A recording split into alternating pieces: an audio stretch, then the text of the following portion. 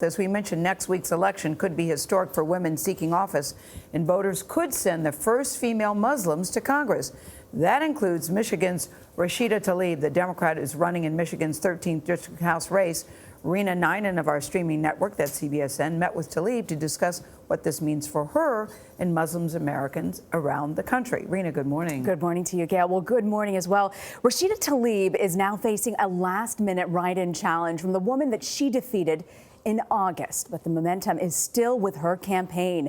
She's an attorney, a former state legislator, the oldest of 14, and also the daughter of Palestinian immigrants. And she tells me she's looking to change history at a time most people think it just isn't possible. The first thing that I think about when somebody says you're going to be the first Muslim is celebrate this moment. We changed the course of history at a time we thought it was impossible. And that if you just believe in the possibility of someone like me, this is it. While many have focused on her faith, Rashida Tlaib says this moment is so much more. For it to happen at a moment where we really have felt this moment of darkness, at a moment where Islamophobia is such a high rate. Like, you don't have to read the Quran to love me. Love the actions, love the things that I do. Look at those, and that will help people get beyond whatever fear or stereotypical thing that they might be thinking about. I will uplift you in so many ways. Tlaib won her Democratic primary in August and is running in Michigan's 13th congressional district. If she wins next week, she'll be one of the first Muslim women in Congress. What was the moment where it hit you? I don't think it's hit me yet. I think people don't realize just how much of a roller coaster it is, and it's happy chaos right now. That's what I describe it as. Do you believe that a Muslim wave is coming to Congress? I don't know. I'm all for not waves. I'm all for owning the ocean. Not Muslims, but women. Tlaib joins the hundreds of women running for office this year. And like many of these candidates, she's also a mom.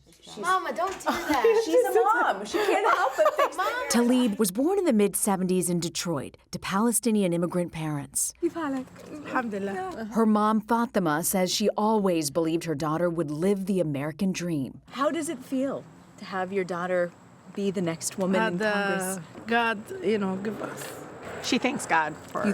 Thank God. Thank God. I'm the girl from Southwest Detroit that didn't speak English when I started school.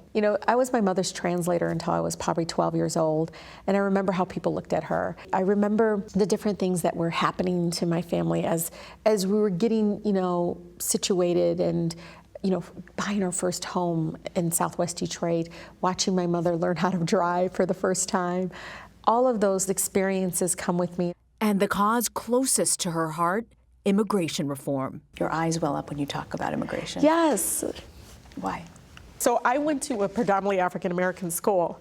I didn't even understand our immigration system. I knew my parents immigrated here. I think growing up in a community where your neighbors are impacted directly, it's hard.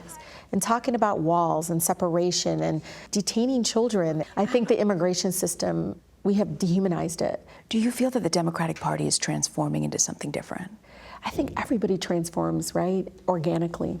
I think it is a new time. It's a new era of the civil rights movement. It's time for a change.